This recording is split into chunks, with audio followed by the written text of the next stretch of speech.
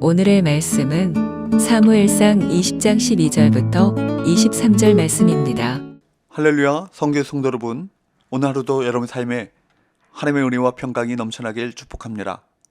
오늘 우리에게 주시는 하나님의 말씀은 사무엘상 20장 12절에서 23절까지의 말씀입니다. 오늘 본문 말씀은 보통 사람이 흉내내기 어려운 요나단의 사랑이 돋보이는 본문입니다. 사울 왕의 아들로서 이스라엘 왕자인 요나단은 객관적으로 보면 사울의 왕위를 이을 후계자입니다. 어떻게 보면 사울보다도 요나단이 다윗을 더 시기하고 경계해야 되는 인물 아니겠습니까? 그러나 요나단은 여호와께서 내 아버지와 함께 하신 것 같이 너와 함께 하시기를 원한다 라고 말함으로써 자신이 아니라 다윗이 왕이 되기를 기원합니다. 요나단이 능력이 부족해서 왕의 자리에 오른 것을 포기하고 다윗에게 양보한 것일까요? 그렇지 않습니다. 사무엘상 14장 말씀을 보면 요나단도 다윗 못지않은 용맹스러운 장수입니다. 무기 드는 자와 단둘이서 블레셋을 습격해 전쟁을 승리로 이끌었던 인물 아니겠습니까?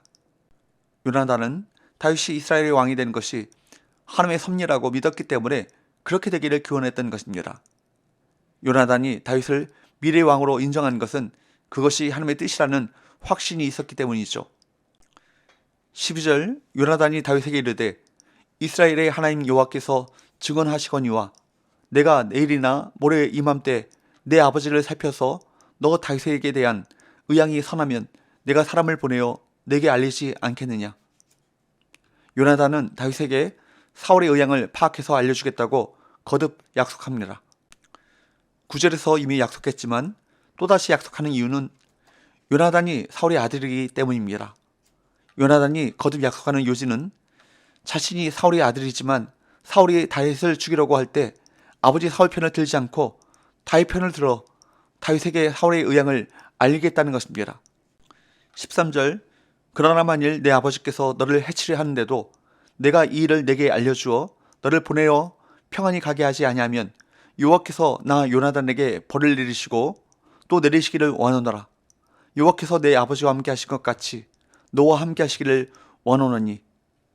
요나단은 자신이 약속을 지키지 않으면 여호와께서 자신에게 벌을 내리시기를 원한다고 말하면서 다윗을 위한 자신의 의지를 한 번 더 강조하죠. 여호와께서 내 아버지와 함께 하신 것 같이. 이 말은 여호와께서 함께 하셔서 사울이 이스라엘의 왕이 된 것을 말합니다. 요나단이 이렇게 여호와께서 다윗과 함께 하시기를 기원하는 것은 하나님께서 다윗과 함께 하셔서 다윗이 이제 이스라엘의 왕이 되기를 바란다는 축복입니다.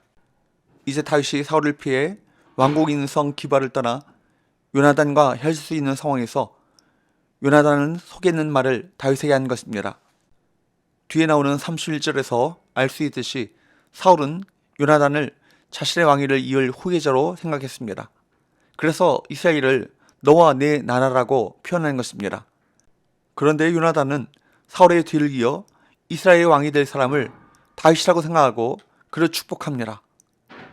놀라운 우정이 아닐 수 없습니다. 요나단은 장차 다윗이 왕이 될 것을 알았습니다. 그래서 다윗의 목숨이 위태로운 상황에서도 그에게 인자를 구한 것입니다. 14절에서 16절 너는 내가 사는 날 동안에 여호와의 인자하심을 내게 베풀어서 나를 죽지 않게 할 뿐은 아니라 여호와께서 너 다윗의 대적들을 지면에서 다 끊어버리신 때에도 너는 내 인자함을 내 집에서 영원히 끊어버리지 말라 하고 이에 요나단이 다윗의 집과 언약하기를 여호와께서는 다윗의 대적들을 치실지어다 하니라. 요나단은 자신과 자신의 집을 선대해달라고 요청합니다. 그러고는 다윗의 집과 언약을 맺죠. 이 언약은 다윗을 왕으로 인정한다는 의미입니다. 요나단은 하나님의 뜻을 최우선순위에 두었습니다. 자신이 왕권을 물려받아야 한다고 고집하지 않았습니다.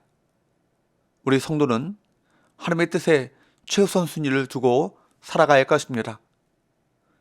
요나단이 얼마나 다윗을 사랑했습니까? 17절 다윗에 대한 요나단의 사랑이 그를 다시 맹세하게 하였으니 이는 자기 생명을 사랑함 같이 그를 사랑함이었더라. 요나단은 자기의 생명같이 다윗을 사랑했습니다. 사랑했기에 왕권에도 미련이 없었습니다. 모든 부정적 감정을 잠재우는 것이 사랑입니다. 사랑하는 마음이 충분하다면 관계 어려움을 극복할 수 있습니다. 인간관계에서 겪는 문제들, 거기에 예민해지는 이유는 우리에게 사랑이 부족하기 때문입니다.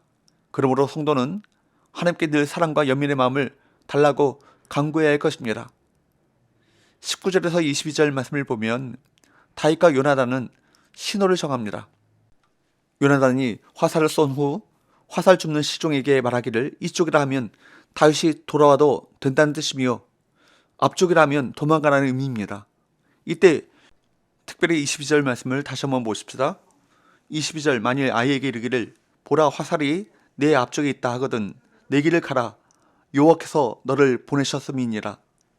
화살이 내 앞쪽에 있다는 것은 도망가야 한다는 신호입니다. 그런데 다윗이 도망자로서 광야 생활을 해야 되는 이 상황을 뭐라고 해석하고 있습니까? 내 길을 가라 여호와께서 너를 보내셨음이니라 라고 표현합니다. 중요한 해석이죠. 성도에게 우애는 없습니다. 어디를 가든 보내신 분은 여호와 하나님이십니다. 이 사실을 굳게 믿는 사람은 어떤 상황에 놓여도 흔들리지 않습니다. 23절 너와 내가 말하는 일에 대하여는 여호와께서 너와 나 사이에 영원토록 계시느니라 하니라. 요나단은 마지막으로 자신이 한 모든 말에 하나님께서 증인이 되신다고 말합니다. 그는 임기응변으로 불편한 상황을 피하려고 하지 않았습니다. 회피하거나 무마하지도 않았습니다. 오히려 하나님 앞에 진심으로 말하고 진심으로 행했습니다. 다윗이 아니었다면 사울에 있는 왕으로서 손색이 없는 사람이었습니다. 늘 하나님 앞에서 코람데오의 삶을 살았기 때문입니다. 그러나 요나단은 왕이 될 충분한 자질과 성품을 갖췄음에도 불구하고 욕심을 부리지 않습니다. 하나님의 뜻이 어디 있는지 영적으로 분별했고 자신의 이익보다 하나님께서 기뻐하시는 것을 선택했습니다. 더 나아가 다윗이 왕이 되면 자신과 자신의 집안을 선대할 것을 부탁합니다. 하나님의 뜻에 따르기로 결단했기 때문입니다. 하나님의 뜻에 순종하기로 결단한 요나단은 흔들리지 않는 모습으로 다윗을 위해 일하기 시작합니다. 우리는 자신의 이익보다 하나님의 뜻을 앞세운 요나단의 모습을 본받아야 할 것입니다. 또한 우리가 이 세상에서 주님을 따라가는 길이 때로는 어렵다 할지라도 믿음의 형제자매 지체들과 함께하기에 힘차게 나아갈 수 있습니다. 믿음의 가족들과 누리는 참된 교제는 결코 놓칠 수 없는 성도의 특권이요 은혜인 것입니다. 기도합시다. 하나님 아버지, 어떤 상황 가운데 있다 할지라도 하나님의 뜻이 어디 있는가를 분별하게 하시고 나의 유익보다 하나님의 뜻을 앞세우게 하셔서 하나님의 마음에 맞는 자의 삶을 살아가게 하여 주옵소서. 예수님의 거룩하신 이름으로 기도하옵나이다. 아멘.